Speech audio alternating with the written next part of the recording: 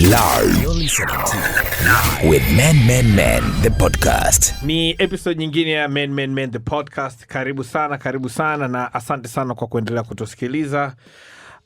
Imekuwa safari nzuri sana toka tumeanza. Tunakutana na mambo mengi sana, watu wanaongea mengi sana, na zaidi ya yote kuna maongezi ambayo yanaendelea kuhusiana na afya ya akili, specifically kwa ajili ya wanaume, kitu ambacho sisi kama Men the podcast tumekuwa tukijaribu kukifanya kwamba kitokee. Kwa hiyo asante sana kwa ambao unachukua muda wako. Na tu ufahamu ni kwamba unaweza ukatufollow kwenye akaunti zetu za Twitter na Instagram, ambao unaingia tu @mendepodcast, @mendepodcast, and then pale unaweza kutuambia chochote kile ambacho unataka kutuambia. Kama una story unataka kushare, kama una mawazo unataka kutupa, na zaidi ya yote kama kuna kitu ambacho unataka kuongea, basi feel free, kuwa free kabisa kwenye @mendepodcast, tuambie chochote kile ambacho unataka kutuambia. Na narudia kile ambacho nimekuwa nikikisema siku zote kwamba tunadiscuss mambo yote kuhusu wanaume, lakini tukizingatia zaidi afya ya akili au mental health. Why? Kwa sababu ni kitu kizuri na ni kitu muhimu sana kuweza kuzungumzia afya yako ya akili. When you're mentally stable, then I believe every other thing can fall into the right place. Kwa hiyo asante sana kwa kuendelea kutuamini na kutusikiliza. Mimi naitwa Baruti. Nadia is back. Nadhani Nadia, kuna muda sasa inabidi nikufanye uwe my co-presenter kabisa, my co-host kabisa. Yani niwe nasema naitwa Baruti, niko na mtangazaji mwenzangu anaitwa Nadia Ahmed. Yeah, kabisa. Na kama unasikiza leo kwa mara ya kwanza, Nadia ni mtu wa counseling. Nadia ni, kwa Kiswahili tunasema ni mtu wa ushauri na saha. Kwa Nadia yuko pale kujaribu kutupa direction au kujaribu kutupa mtazamo wa kitaalam zaidi kuhusiana na mambo ambayo tunazungumzia. Na leo kwenye studio bwana, niko na mtu mmoja. He's one of my very good friends. Bwana Lusajo Mwaisaka aka Sajo. Makofi kwako mzee. Sajo, karibu sana ise. Asante sana. Mambo vipi? Mambo poa kabisa. Mambo how's everything else at home na kila kitu? Kila kitu tunashukuru Mungu, kila kitu kinaenda vizuri. Yeah. Tunaenda vizuri nyumbani. Mtazamo wa watu wengi wakikuona kwa nje wanaona kwamba huyu is a very happy person. Ni mtu ambaye ana furaha siku zote. You are always making jokes even katika very serious moments na vitu kama hivyo. Unahisi kwa nini watu wanakuona hivyo? Ukiniuliza mimi, nitakuwa kama najaribu kuwajibia watu. Lakini I think mostly ni namna ambavyo naamua kuishi. Ni kwamba mimi I wake up in the morning every day, and then kitu cha kwanza nachosema huwa I don't let myself to worry about the day. I just wake up and say kwamba I'll be happy today. I go out and live my day. That's it. Wow. Yes, and then na siku zote umekuwa hivyo toka zamani? Yani kuna kipindi nilikuwa most of the time nilikuwa naishi najaribu kuwaridhisha watu yani. Unajaribu kutafuta nafasi katika jamii, katika society ile kuzunguka, among friends, among people you know, among colleagues at work. So unaona kwamba you break your back for them. Just you can literally do anything. Bloody too. Uhakisha kwamba labda Baruti ana furaha. So unakuta kwamba katika kufanya hivyo vitu una jeopardize your own happiness. Sometimes wanapenda kusema kwamba unajikuta hauishi maisha yako. Lakini over the years nikagundua kwamba ninapofanya hivyo mtu pekee anajiumiza zaidi mimi mwenyewe. Kwa hiyo nikasema ikafikia kipindi nikasema no, saa hizi Sajo inabidi aishi kwa ajili ya Sajo. Unaamini wewe ni moja kati ya maamuzi yako bora kabisa kwa kufanya? Na maamuzi bora mengi. Yeah, I can say kwamba ni moja ya maamuzi bora sana ambayo nimewahi kuyafanya mimi mwenyewe pia. Najua nitakuwa personal kidogo napoelekea, lakini one of the things au moja ya vitu ambavyo tunafanya kwenye Men the podcast ni kujaribu kuweka maongezi ambayo mara nyingi huwa hayawekwi wazi kuhusiana na wanaume, kwa sababu tunajua tunapitia vingi sana kama wanaume, tunapitia changamoto nyingi, lakini pia sio mara zote tunakuwa na watu ambao ni kimbilio. Mara nyingi sisi ni watu ambao tunakimbiliwa, especially kama tunasema kwamba you are at the top of the chain kama mwanaume, meaning kama ukiwa baba, kama ukiwa kaka mkubwa, kama ukiwa nani, people always look up to you. Wote siku zote tunakuangalia wewe. Ilikuwaje ukawa sasa wewe ndio mtu ambaye kila mtu nyumbani anamwangalia? Yeah, my dad died in 2002. That was 9 days before my birthday and 4 days before his birthday. At that time nilikuwa niko nyumbani, nilipomaliza form 4 nilifaulu vizuri, and then my dad wanted the best for me. So alichofanya, nilikuwa nimechagua kwenda Mkwawa, akaenda kuiangalia Mkwawa, akasema my son aweza kasoma Mkwawa. So he came here, akaenda kanitafutia shule Shaban Robert. Nikaingia form 5 Shaban Robert, nikafanya form 5 na form 6 Shaban Robert, and then at that time nilikuwa nakaa hostels CBE. The only student ambaye yuko high school anakaa kwenye hostel ya chuo. That time it's like I had to grow up, and I grew up real fast, and then then I started experiencing things. As a teenager, you know, I discovered things, a lot of things actually. I was playing basketball most of the time, but I discovered women and clubbing and partying, and then considering kwamba nilikuwa niko shuleni na ni shule ya day and I'm the only kid ambaye nakaa hostel. So it was like mimi wewe ni mwanafunzi wa sekondari lakini unakaa na wanafunzi wa vyuo. Yeah, kwa hiyo wanafunzi wenzangu wale walishika mfano cha Robert walikuwa wananiangalia, this dude is so cool, he must be living the life mwenyewe living the life, and basically nilikuwa nafanya chochote ninachojisikia yani. That ikachangia as well. I didn't do well kwa matokeo ya form 6 and then kukawa na, unajua wazazi wanakuwa wana expect watoto watafaulu, watafanya vizuri, kwa sababu mimi mwenyewe the reason why nilikuja Shema Robert nilikuwa nasoma PCB, I wanted to become a doctor like my mom. I messed up and then my credit nilizopata zisingeweza kunifanya nikaingia Muhimbili, you see. So dad was a bit disappointed. He was disappointed, not a bit, he was disappointed in me, and he was so disappointed in me. And then akanichagulia chuo, katakiwa niende Mzumbe kusoma sheria, nikakataa. So nikakataa higam, yani nikasitisha. Kwa hiyo moja matokeo yako form 6 hayakumfurahisha. Yes. Akasema sawa, akakuchagulia chuo, ukakataa pia. Nikakataa. Uhusiano ulikuwa uko okay, lakini he was pissed at me and he was disappointed in me. So the good thing about our dad ni kwamba alitujengea tabia ya kujitegemea tangu watoto sana. Tangu niko shule ya msingi tulikuwa na stationary Mbeya mjini pale. Kwa hiyo ilikuwa unapoenda shule, ukitoka shule unapitia pale, unafanya kazi mpaka jioni ndio unaenda kwenye michezo yako. Au kama mimi shule nilikuwa nasoma sekondari, nilikuwa naingia wiki moja naingia asubuhi, wiki nyingine naingia mchana. Kwa wiki naingia mchana, asubuhi nafanya kazi, mchana akifika naenda shule. Wiki naingia mchana naenda shule asubuhi, mchana nafanya kazi. Kwa tukawa tuna mazoea ya kufanya kazi, and at that time ndio computers zilikuwa zinaingia tu computer. Kwa hiyo na nakumbuka nilipomaliza form 4 alinipeleka VETA. Nikasoma computer. Actually I remember those days ilikuwa ndio Windows 95 na naingia. Nikasoma computer and then mimi mwenyewe nilikuwa niko mtundu. Kwa hiyo baada ya kumaliza form 6 nikafanya vikozi vidogo vya computer hivi. Baada ya kumaliza vikozi nikawa I was considered among the best PC technicians in Mbeya.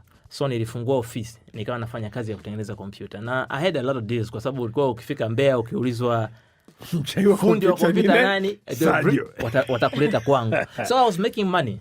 I was making money. I had no problems. It's like all the kids in Mbeya, vijana wote ambao umri wangu walikuwa, their hangout was my office. Wow. Yeah, and I was making money. So it's like that, ananiambia kasome sheria, nikakataa. Akanikalia kimya, kwa nikaendelea kufanya kazi zangu pale. Bahati mbaya ndio kufika mwaka 2002 akawa amefariki. That was before sijaenda chuo. Lakini niliweza kukaa mwaka mzima nikijifikiria kwamba ni nini nafanya na maisha yangu. Unaona, kwa hiyo 2002 wakati nikaanza kuprocess, nikafanya application UD. Mani baba alipofariki mwezi wa 7 ndio nikapata matokeo kwamba nikapata barua toka UD kwamba umechaguliwa. Kuna incident imeweza kunitokea katika haya mambo yangu ya ujana haya. Kulikuwa na simu moja inaitwa Motorola, ilikuwa Motorola. Yes. Ile simu ilipotoka tu nilikuwa nimepata hela, nimefanya deal zangu. I bought that phone. Ukiongelea phones, ile simu sasa unaweza kuangalia ni kama iPhone 11 Max Pro. Back then? Yes. Oh yeah. That was the phone. You have that phone, that's the phone. Yeah. So tukaenda tuko club. Kuna mshikaji, ni mtu ambaye nafahamiana naye. Aliniona na ile simu ile, akaenda kwa sababu nilikuwa mdogo. Akaenda akaita mapolisi, akawaambia kwamba waniambia kwamba nimemwibia simu, afu waninyang'anya ile simu. Sasa bahati mbaya nilikuwa na mshikaji wangu mmoja alikuwa anapenda sana kupigana. Polisi wale walivyoingia club ile wakataka achukue ile simu, mshikaji wangu akaona, akaanza kuwatandika wale polisi. Kufika tu nje tukakutana na defender. Wakatukamata, wakatutia ndani. Afu ilikuwa ni baridi kishenzi Mbeya. Washikaji wakatufuata mpaka polisi, nikamwambia msiwaambie baba na mama mpaka kesho asubuhi. Asubuhi sana nadhani kama saa 1 hivi. Baba akaambiwa, kwa hiyo baba alipokuja pale alikuwa amekuja amevaa koti. Nikaitwa nitoke. Sajo, baba anakuita. Kitu cha kwanza baba ambacho alifanya, nilipotoka tu alivyoniona, hajaongea nami chochote.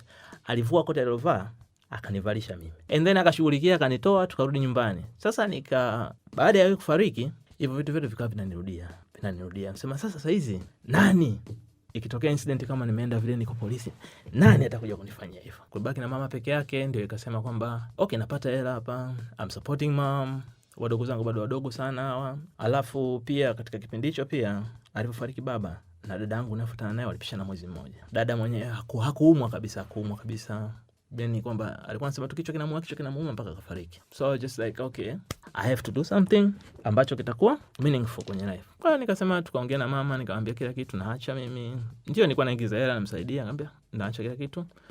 I go to school. I'm going back to school. Yes. So nikaenda shule, ndio nimesoma kwa sababu nimeingia sikupata mkopo wa serikali mwaka wa kwanza wote. Kuna kipindi nilikuwa niko forced kwamba nasoma UD, nafanya kazi Zanzibar. Kwa hiyo ilikuwa ni kwamba inatokea tu nafanya kazi Zanzibar, simu inapigwa, kesho tuna test. Napanda chombo, narudi Dar, nafanya test na geuza naenda Zanzibar. Kwa sababu nilikuwa najitegemea mwenyewe, najilipia mwenyewe kila kitu. Mwaka wa pili ndio nikapata mkopo, lakini unajua mikopo yetu kwa unapata yani sisi unapata mkopo, wewe unaganya, utamsaidia mama, utamsaidia mdogo wako, wewe mwenyewe upkeep yako mwenyewe. Nikaendelea hivyo. Nikawa nafanya kazi pia Zanzibar kidogo, alafu na kuna sehemu moja huku Moshi huku wilaya Hai. Kwa sometimes nilikuwa niko Hai na kaa wiki 2-3 narudi, naenda huku naenda tena Hai. Kwa hiyo ndio maisha ambayo ya chuo nikaenda hivyo. Kwa hiyo katika kipindi hicho, katika ukuaji yani ikatokea kwamba ni wadogo zangu wote wananiangalia mimi, kwa sababu sisi kaka yetu mkubwa hayupo hapa, aliondoka mwaka 97. Baba alimpeleka abroad kusoma, alipoondoka mwaka 97 akaendelea na maisha yake huko. Mara kwanza tumeona naye tangu mwaka 97, nadhani 2013 ndio alirudi mara kwanza. Kwa hiyo I had to grow up, yani after that I had to grow up real fast, kuvaa viatu vya baba. How hard was that? Ilikuwa ni ngumu kiasi gani? Ni ngumu bado mpaka leo. Sio kitu cha kusema kwamba with time tunasahau. Sometimes tutakaa tuna check about it na kila kitu. Lakini mpaka leo ni bado nitakaa. Kuna kipindi unakaa unasema, yani kuna kipindi mambo yanakuelemea, mtu unasikia baba kwani uliondoka mshikaji wangu? Kwamba tuko peke yetu. Kwa nini? Why this? Yeah. Kuna kipindi ngumu. Sio rahisi kwa kweli. Unaweza ukatuambia kuhusiana na mdogo wako, nini kilichomtokea and imekuja kuwa na impact gani kwako, kama you're willing to talk about it? Ambaye baba wakati anafariki nadhani alikuwa na miaka 9-8 sijui nadhani. My little brother alipata ajali. Ilikuwa ni ajali ya gari, kwa ni ajali moja mbaya sana, alipatia Mbeya, na kilichotokea ni kwamba alikuwa anarudi nyumbani, akaingia nyuma ya lori, ilikuwa limepaki, halina alama yoyote. So ile ajali ni kwamba kwa lugha rahisi nasema ilimpasua fuvu la kichwa, alipasuka kichwa akafumuka. Jumapili mimi nimeamka, tulikuwa tuna taarifa, nimeamka nimejiandaa, nikapita nyumbani kwa Nancy, mdogo wangu mwingine, ambapo mama alikuwa anaishi na Nancy, wanakaa pamoja. Nikawachukua mama na Nancy na watoto, tukawa tunaelekea kanisani. Sasa tulipokuwa njiani, kuna jirani yetu mmoja akampigia simu Nancy, akamwambia kama kuna mtu kaja akamwambia kwamba ameona kama gari ya Ernest imepata ajali. Kwa sisi tulichofanya tukamwambia jaribu nenda kuangalia kama ni gari yenyewe imepata ajali, afu utuambie kututhibitishia. Kabla tujafika kanisani akasema gari ni yenyewe na imeharibika sana. Sasa tukamwambia okay sawa. Sasa sikiliza kitu kimoja, nenda kwenye hospitali yote muangalie. At least ukitupa taarifa, utupe taarifa tujue kwamba yuko katika hali gani, anaendelea vipi. Basi akaenda akamtafuta, ilichukua muda kidogo. Kwa hiyo kilichofanyika ni kwamba sisi hatukutaka kumwambia mama. Tumefika kanisani, mimi na drive gari, mama akashuka na watoto, Nancy akawapeleka ndani, akamweka mama kanisani, maana mama kipindi hicho naye alikuwa ni mgonjwa bado, ndio alikuwa ametoka kufanyia operation, kwa hiyo ndio alikuwa na recover. Akamweka ndani, afu tukatoka nje kanisani. Mimi wakati ndio sisi tulikuwa tumekaa nje tunasubiria simu toka Mbeya. Baada ya muda ndio akatupigia Mbeya. Watu Mbeya wakapiga simu, wakaniambia huyu mtu bwana tumemkuta yuko ICU, hali yake ni mbaya sana. Tukauliza nini kinachohitajika, wakatuambia kwamba ametuambia kuna vitu vya kununua, vya kufanya nini, maana yake alikuwa registered pale kama John Doe, maana yake hakuwa na kitambulisho chochote.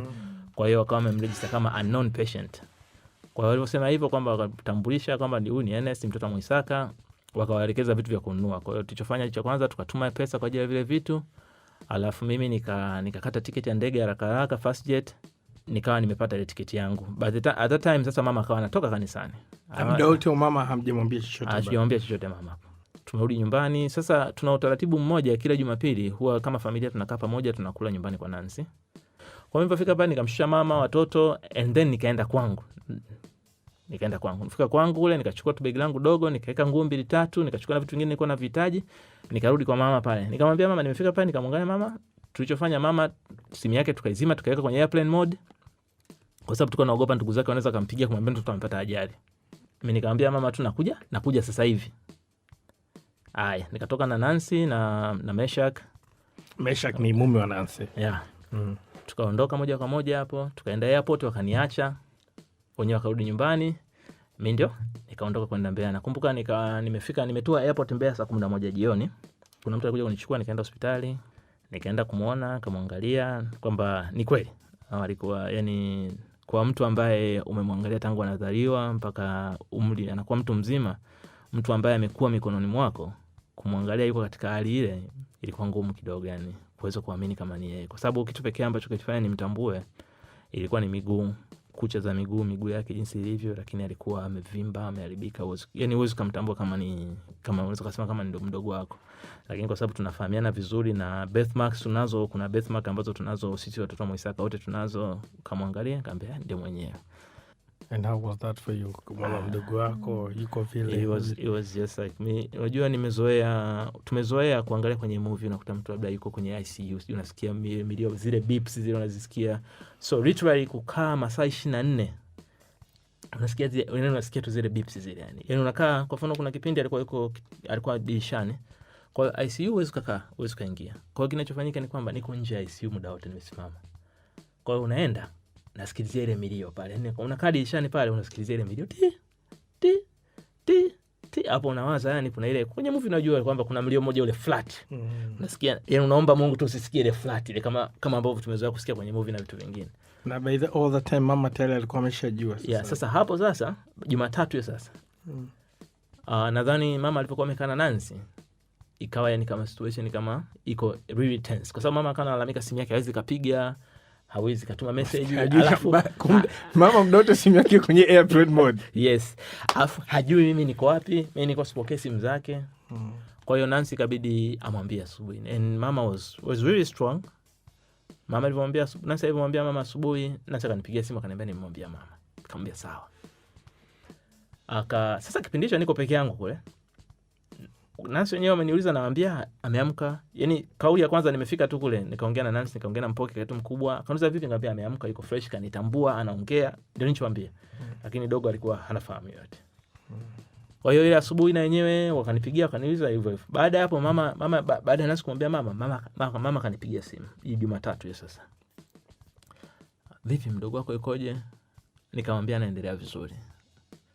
Kaniambia anaendelea vizuri, nikamwambia ndio. Umeongea naye? Nikamwambia nimemuona, nimeongea naye, amenitambua, anafahamu zote, lakini tu kaumia, lakini anaendelea vizuri. Nikamwambia kavunjika meno tu, lakini anaendelea vizuri. Mama nakumbuka kaniambia kauli moja, kaniuliza unataka nije Mbeya au? Nikamwambia mama, Dar es Salaam, I got this. Hii kitu na handle. Ila wewe kaa tu, sio na wasiwasi. Akaniambia kitu kimoja, Sajo. Nikamwambia naam. Akaniambia niletee mtoto wangu. Ndio kitu alichoniambia mama. Jumanne tukazidi Jumanne kupambana. Asubuhi Jumanne wakakubali kumuingiza theater Jumanne saa 4 asubuhi. Ndio kaingia theater. Alikaa karibia masaa, ilikuwa saa 3 hivi, alikaa kama masaa 5-6, kwa sababu akatoka saa 9.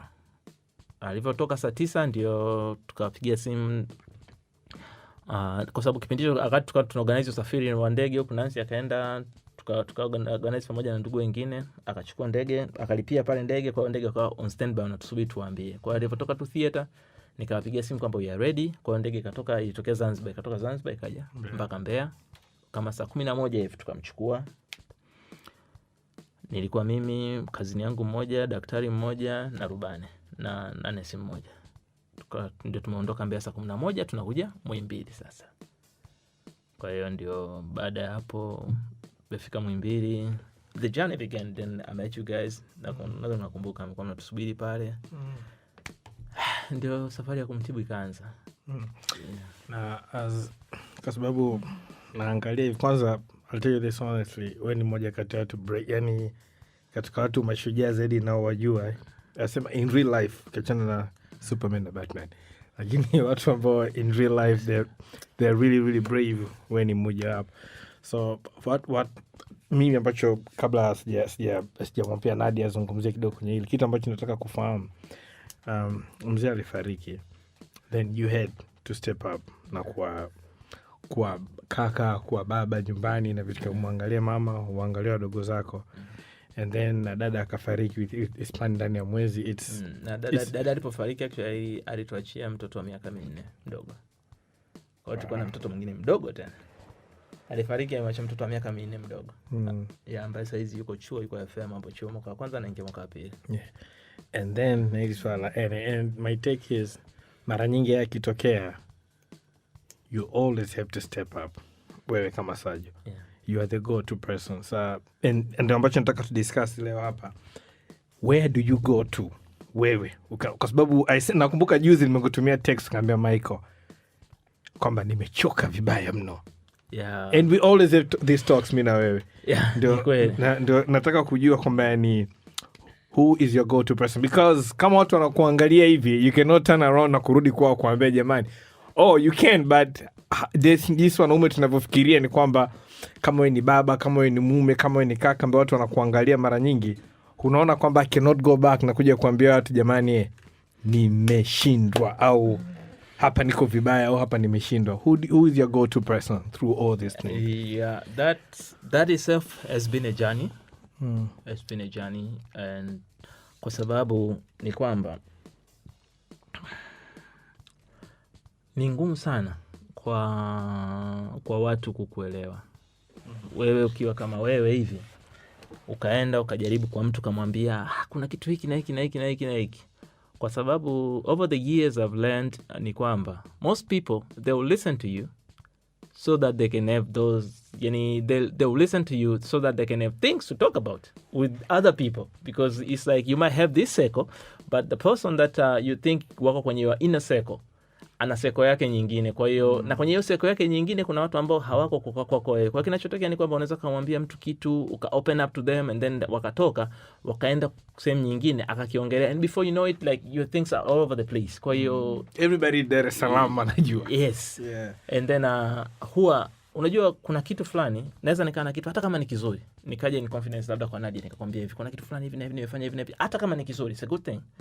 But ninapokuambia wewe and then nikisikia kwa mtu mwingine hata kama hakina athari yoyote ile, lakini inakuwa nataka nabaki na kuangalia sasa kweli, kwa hiyo nimeenda kumwambia afu kanifanyia hivi.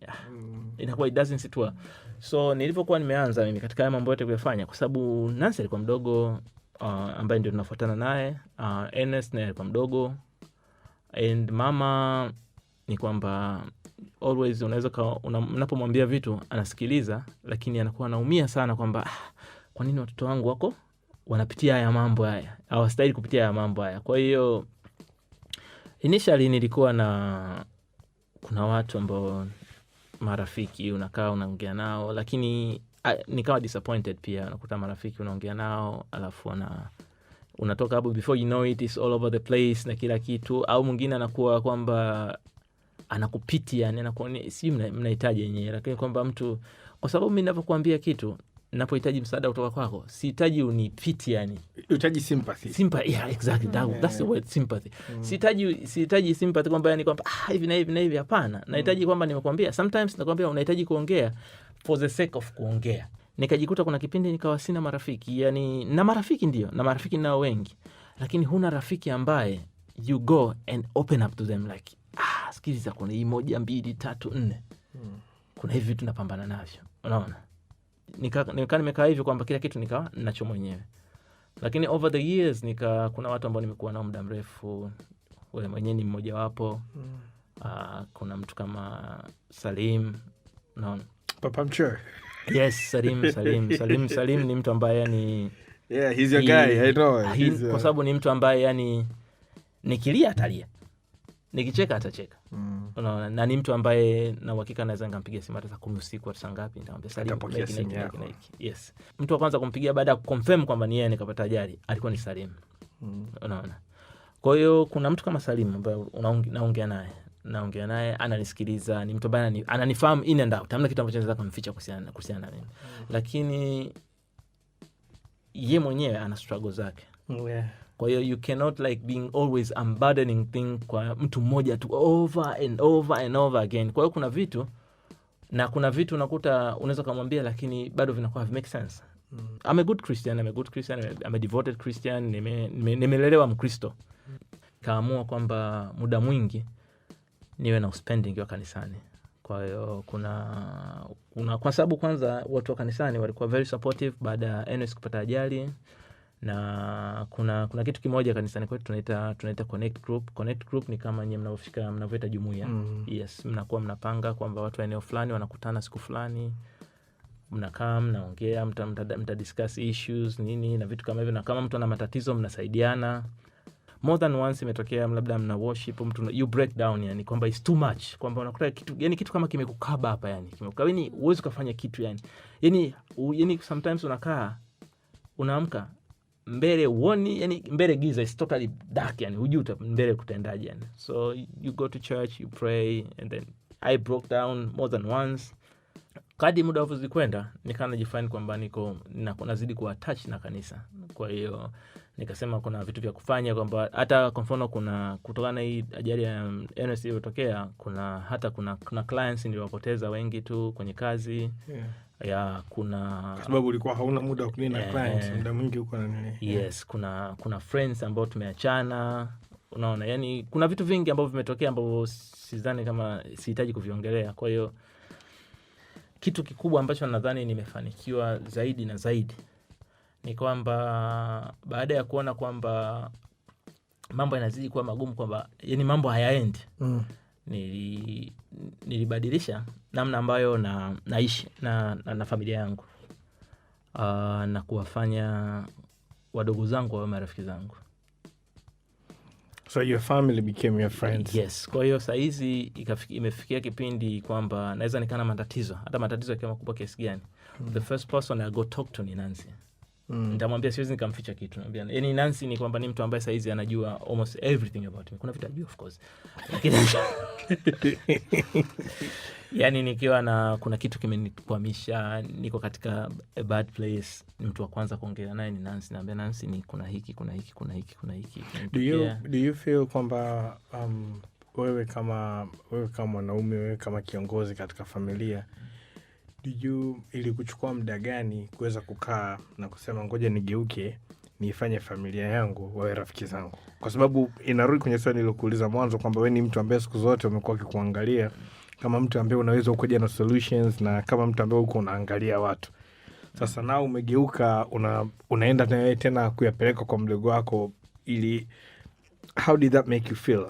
Kwanza ajali ya Ene iliambatana na vitu vingi vilitokea hapo katikati. Baada ya ajali kiasi kana kwamba yani vingi sidhani kwamba kwa sababu vilitokea na vinahusisha watu wengine apart from me, na sidhani kama itakuwa ni sahihi kwa mimi kuviongelea bila kwamba labda at least ningekuwa labda nimejadiliana nao wenyewe, tukakubaliana tukaviongea.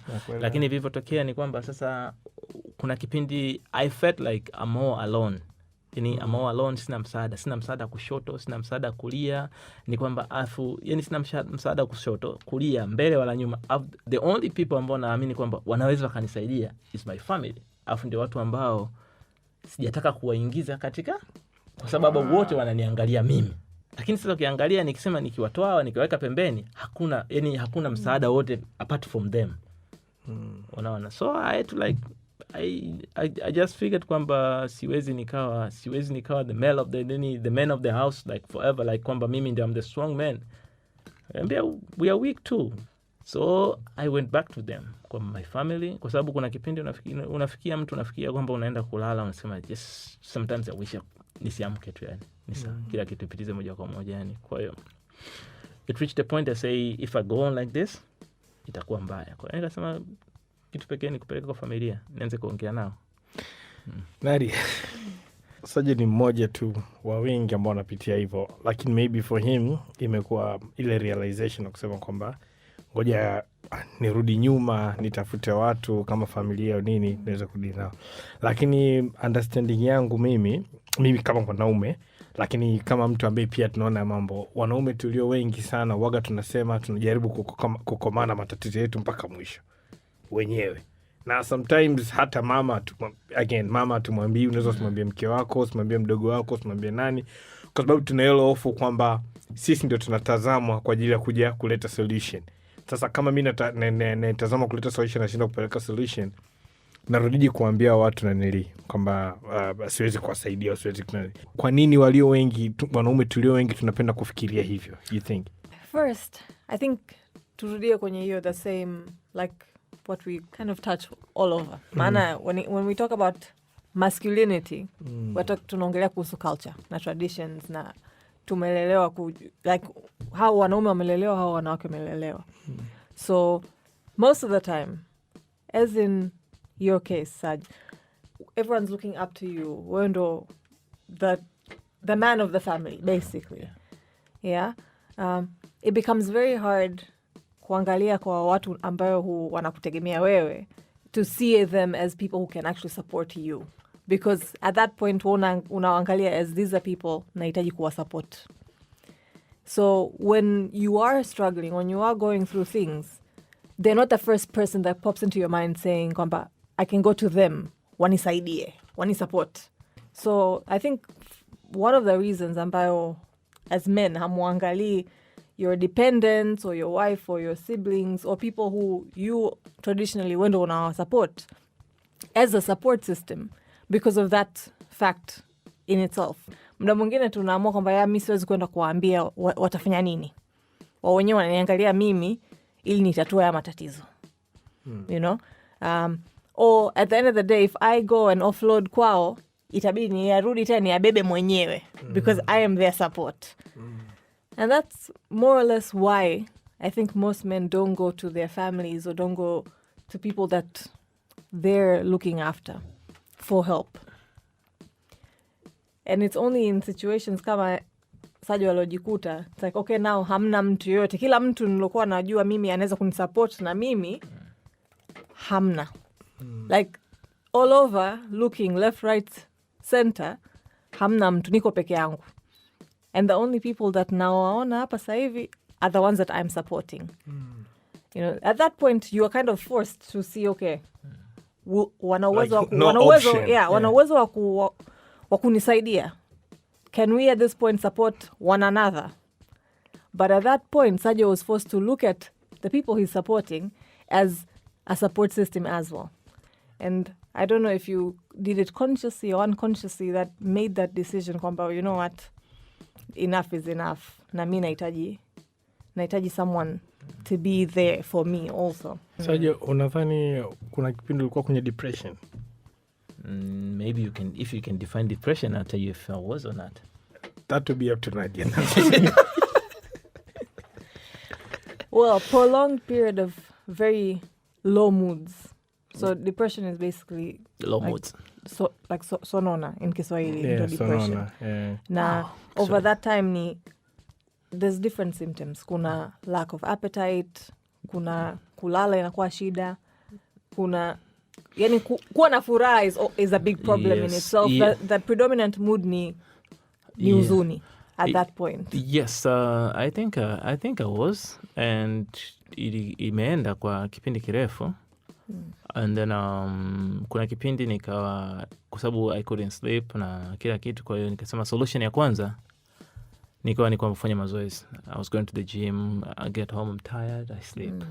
And then I get home, I'm tired. Ukufikiria nacheza tu na mbwa wangu na lala. And then kuna kipindi reached kwamba nikaanza solution, ikifika utavumilia Jumatatu, Jumanne, Jumatano, kuanzia Alhamis you go drinking, Ijumaa you go drinking, Jumamosi uta drink, Jumapili, but whenever you wake up hangovered, and the worst feeling is having a hangover and no appetite. Yeah. Na matatizo yako bado yako pale pale. And unakuta at times unaamka kama hivyo, hata hela hauna. Do you think, baada ya circumstances zako, do you think you are forced to take more than you could chew? As in, you feel like ulichukua mzigo mkubwa sana kuliko ulivyokuwa unaweza kuubeba? Hapana. I'd do it all over again, man. If it happened again, I'd do it. Yeah. That I believe that's what I was supposed to do. Yeah. Nadia, for person listening to us right now, probably going through a similar situation or worse than, ni kitu gani ambacho inabidi wafanye ili at least wajaribu kucope na yale, because honestly it is too much. Ni experience ambayo ni ngumu sana kwa mtu kupitia. I know as human beings we are very capable of carrying a lot of things. We're very capable. Yeah? It's again just our own mindsets. Kuamua kwamba okay, I can withstand this, I can take this, or mi siwezi. And then stay away. So again, kila mtu anakuwa na gauge yake. This is a lot for me. This is enough. I can But then deal with for this. family, huna option. Exactly. For family, huna option of saying this is a lot, this is not a hapo lot. ndo nachora For mstari families, tafadhali. you have to do it. Exactly. Kama in Sajo's case, I mean, you are now the father of the family. Yeah. You know that you're the head of the family. Everyone's looking up to you, whether you like it or not, whether they know it or not. Yeah. You feel like you have the responsibility to look after everyone. Yeah. And another thing, actually, you know, it's like we're in touch with our brother or the brother. He comes every now and then, and he's in the States. Comes every now and then. We're in touch with them, but we not like we don't connect the same way that I connect with Nancy. Nancy is my little sister. But I came to realize that with regard to my situation, our situation at home and everything, talking to her, it really changed a lot of things. And it felt like sometimes you could be like, we could be facing like with the very difficult decision, but it'd be like, oh, Nancy. So I just go to Nancy and then I tell us, Nancy, it's 1, 2, 3. What are we going to do? And the way we discuss it is like, it's not like somebody who just listens, but you could see that you are mko pamoja katika kutafuta solution ile kitu. Kwa hiyo it feels like You're not I alone. have somebody. I'm I'm not alone, and that is one thing that I needed, and that's one thing that I lacked because I'm not married or anything. So it's like, yeah, because so sometimes you feel like you are less alone. You're not alone, knowing that you have somebody you can talk to, and then another thing is talking to somebody is one thing, but somebody who can actually listen and understand. Now, how important is that? Unapokuwa very kwenye important. ishi kwa sababu kuna challenges nyingine unakuta mtu unaongea naye hata hakuelewi. You know, and sometimes you just unahitaji tu mtu ambaye hata anaweza siofe solution, anaweza sio na mtu ambaye anaweza akatoa solution, lakini a person ambaye anaelewa exactly kwamba man, I feel you're going through this and this and this, na kuelewa. How important is that? It's very important. Ni muhimu sana to get someone who can actually empathize with you. Maana anaweza akajieka in your shoes basically at that point. It's very important. Na hata, as I said, you can withstand a lot of things, but as humans we are social beings. Na hata unaweza ukakaa na matatizo yako yote peke yako ukafikiria solutions na unaweza ukazipata zingine, lakini it's very different ukikaa like the way you're sitting with your sister and sounding off of each other, kwa sababu pale unaweza ukaongea out loud, also solutions zinajigenerate zenyewe, compared to if you're sitting alone just thinking about the problems, the burdens that you have, and then ukishafikiria uanze kufikiria solution, inakuwa much harder. But what happens when you hauna dada ambaye saja naye? Ndo hapo sasa inabidi uangalie, look around, what support do I have? You know, Sajo kajikuta mwenyewe, it's like, okay, mbele hamna mtu, katikati hapa niko peke yangu, sides there's no one, I just see my family there. And then it so happened that he was having a conversation and naturally just you just disclosed, you know, you just shared with your sister, and then ukaona, okay, she's reciprocating. It's not met with resistance. It's just, it's flowing. You didn't plan it. No. It was just an accident, a very good accident. But maybe your cup was very full, yakamwagika pale, and your sister was ready to just sit with you as the water was pouring. How does it make you feel, being expressive of emotions like that? Yeah, it's like, you know, I'm a very emotional guy. I believe in telling people how you feel, while they can still hear you. Yeah, so usually, and then it's especially when you have these feelings like I'm almost at the end of the road, I cannot take it anymore. So when the affirmation that somebody loves you, it gives you a push to fight. Hiyo ndio kitu nachoona, kwamba I know kwamba kuna watu wananipenda, kuna watu wananiangalia, kuna watu wananitegemea. So it's like I just tell myself I live to fight another day. I'll be better. That's what it does to me. Nadia, I want to ask kwamba kwa umeongea kuhusiana na culture na society na nini ambavyo imejaribu kumweka mwanaume katika nafasi ya juu sana, kiasi kwamba saa nyingine wengi kutokana na tamaduni zilivyo zinatulazimisha kuweza kuchukua malizikana majukumu hata makubwa kuliko ambao namna tunashindwa kwenda. If you were to advise someone kwamba how do you deal na mtu ambaye unaona kwamba dunia inamuelemea, how do you help that person out? Be there. You know, the most important thing is like being available. So unaona, when someone is sitting and thinking, okay, who can I go to? Make sure you're a person. And when I say make sure, don't say umekaa mbele yake tu. No. Make sure you're doing things to show that I'm here if ever you need me. You know, check up on your friends. You know, especially when you know that they're going through something. Not kumprobe or poke, just I'm checking up on you. You know, you're going through something very hectic right now, or whatever that they're going through, just checking up. Because that makes us aware that, okay, kuna mtu who's constantly checking on me. This person obviously probably cares.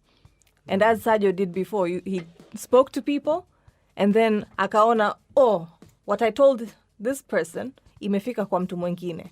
You learn, this is not the person to trust. The rest of the people who are around looking at someone who is going through something, just make sure you are the person that they can trust and they can rely on. If you feel I can be there for you emotionally, then you let them know. Like, I'm here for you. If you need to talk, I'm here for you. A person who is emotionally ready to take on or hold or contain you, that's the person you will feel, okay, this person has actually understood what I'm going through. Na I'm interested kufahamu kwamba we all know a person like Sajo. In terms of wote tunajua mtu kama Sajo, mtu ambaye labda amekuwa kaka, amefanywa kuwa baba, alikuwa kaka amefanywa kuwa baba. Tunajua baba ambaye sasa baada ya kuangalia familia yake anaangalia familia 4 na vitu kama hivyo, you know, labda in extended family tunajua alikuwa baba wa familia yake moja, lakini labda kaka yake amefariki na dada yake amefariki, kwa automatically inabidi aanze kuangalia na familia nyingine. Na again, tukurudi pale kwenye wengi tulivyolelewa, especially wanaume tulivyo, tunaweza kusema ili naliweza. Yaani utagundua uliwezi baadaye. Na hata kugundua uliwezi unasema kwamba hii tuendelee hivyo, unaona. So apart from being there, lakini na mimi mwenyewe ambaye naona kama naenda kuchukua huo mzigo, should I be self-conscious about that? Of course, lazima. Because again, kama wewe hauna capacity ya now take on another family under your wing, you're not going to give people your all. So you're just like, let's say you're at work. Unapewa hizi ndo tasks zako hizi hapa kwenye desk, zinakuangalia. Tayari zinakutoa majasho. Alafu mtu anakuja na kazi zake mwenyewe, unasema okay, it's fine, I'll help you. Unaongeza wakati tayari what was on your plate is already kind of drowning you. So when it comes to the person mwenyewe taking on more responsibility, inabidi uwe very self-conscious.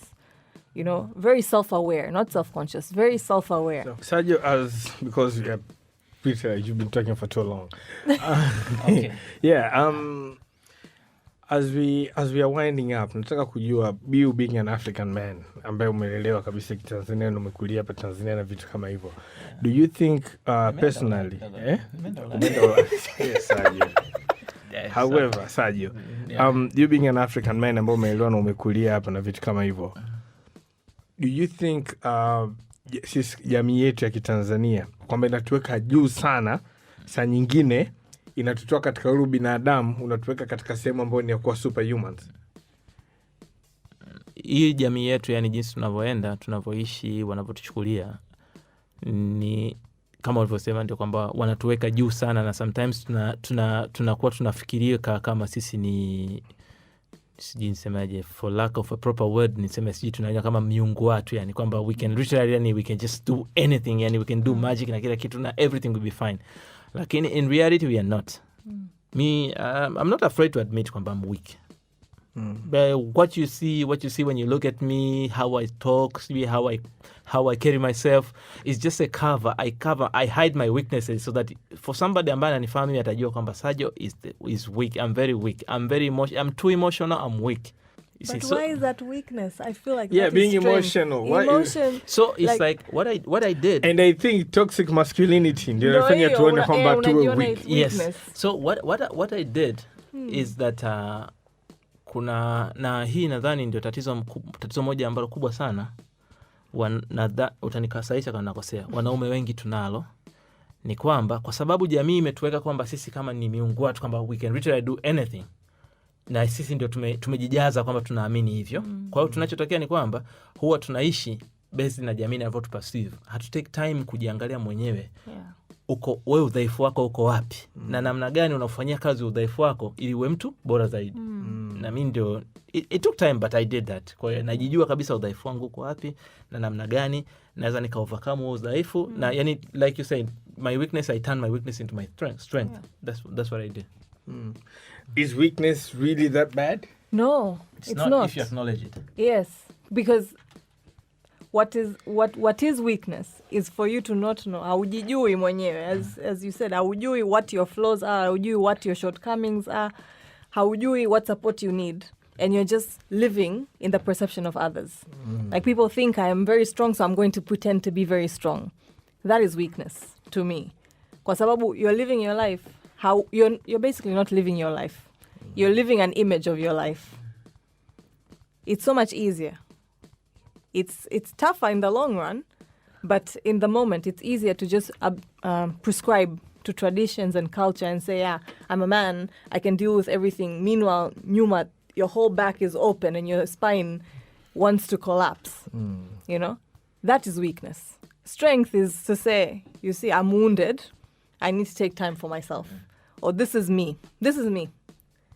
Like the way Sajo is saying, I'm weak, you know? But actually, that in itself is strength. Because in our culture, mwanaume kusema mimi ni dhaifu is seen as a taboo. But if you're able to stand up and say, I'm weak, sometimes I need to be supported. That is the greatest strength I think any man or any woman or any human, even a demigod, that would be a strength. Kwa sababu you're going against nature, basically. Well. I guess the best thing about your podcast ni kwamba now men can start unlearning. It's not about learning. It's about unlearning. And unpacking. Unpacking. Yeah. You know, because you've been taught kwamba, no, you don't share, you don't do this. But actually, no. When you sit back and reflect, you see that, okay, I actually need to get a support system myself. I actually need to look after myself. I actually have mental health. And I have physical health. And I'm not a demigod. You know? That's very important. And it's not something you'll be taught. It's actually, this is a process of unlearning. Unlearning kwamba just because I'm a male child does not mean that I need to take care of my siblings and my parents. That is one thing I hear a lot of mothers telling their sons. Yeah. You're the boy, you need to look after your sisters, and then you're going to have to look after me, na. Unampa mtoto mzigo at a young age to start thinking about, okay, one day I'm going to be the one who takes over these responsibilities. You know, so from a young age, you've learned that. So this is an opportunity to start unlearning. Kwamba no, actually. The minute we start unlearning, then we can actually look at things. Kwamba, okay, I want to step up and I want to help. I need to help. So what do I need to do to help? Instead of coming from a place, I have to. Yeah. Because this is what I've been told. Yeah. Because that's how your mind frame won't be in the right space. When you're coming from a place where I want to do this because I feel like I need to right now, your brain, your mind frame is very different to, I've been growing up being told I need to take this responsibility. I need to kuiweka kwa Kiswahili kabisa. Yes. Ili tuelewane. Nadia anachosema. Yeah. Kuna tofauti kubwa sana ya kufanya kitu kwa sababu unataka kufanya na kuna tofauti kubwa ya kufanya kitu kwa sababu umeambiwa kwamba hiyo ndio jinsi inabidi iwe. Yes. Unaona? So what she's saying is uweze kufikiria kwamba ni kwa namna gani naweza nikasaidia, lakini usifikiria kwamba ni lazima usaidie kwa sababu umelelewa hivyo. Yes. Again, tunajaribu kubadilisha maongezi. So unlearning kwa Kiswahili sijui tutasemaje. learning ni kujifunza. Kwa hiyo unlearning ni kujifunza upya. Kwa katika hii context ni kwamba tunajifunza upya kuhusiana na mtazamo na umuhimu wa afya ya akili. Learning and unlearning. Yeah. So what we are doing now, like kama tunavyosema kwenye poster zetu, unlearning and unpacking mental health for men. Yes. Nadia, thank you. Thank you again. Saji, thank you for coming through, man. Asante sana. Asante sana kwa kusikiliza Men the podcast. Na leo tulikuwa tunajaribu kuzungumzia kwamba kama mwanaume ambaye unatoa support, kama mwanaume ambaye familia inakuangalia, pale mambo yanapokuwa magumu kwako, unarudi wapi au unaenda wapi? Na kwa kugusia tu vitu vichache ambavyo tumezungumzia ni kwamba ni muhimu sana kwa hata sisi wanaume kuwa na support system zetu. Na kuwa na watu ambao unaweza wakakuelewa, watu ambao unaweza kuzungumza nao, au watu ambao unaweza kuambia jamani, samahani, hili imekuwa gumu. Na jambo la msingi zaidi ambalo hata Saja amelisema ni kwamba achofahamu yeye, ambacho Nadia pia amegusia, ni kwamba kuwa mkweli kwa nafsi yako. Kuwa mkweli in the sense kwamba kama unaweza kusaidia, sema hii naweza. Lakini kama uwezi, sema hii siwezi. Najua ni ngumu sana kwa sababu maisha yetu yote tumelelewa tukiaminishwa kwamba hiyo ndio njia ya kuishi. Alafu anakuja tu Baruti na podcast yake for 40 minutes anajaribu kuambia kwamba no, hapana, itakii kuwa hivyo. Lakini tunachojaribu ni kuangalia afya ya akili na umuhimu wa kila mtu kuwa healthy mentally, especially wanaume. Kwa hiyo pale inapokuwa ngumu kwako na jamii nzima inakuangalia wewe, usiogope, usanye nini, geuka nyuma, tafuta watu ambao unaweza kuzungumza, tafuta watu ambao unaweza kuongea nao, tafuta watu ambao wanaweza kuwa support system yako. Ikishindikana yote, basi njoo kwetu kwenye @men_the_podcast kwenye Instagram na Twitter, send us a DM and definitely we'll be able to either link you up with somebody ambaye anaweza kukusaidia, au inawezekana sisi ndio tukao watu wako ambao tunakusikiliza. So till next time, asante sana. Mimi naitwa Baruti. Men, the podcast.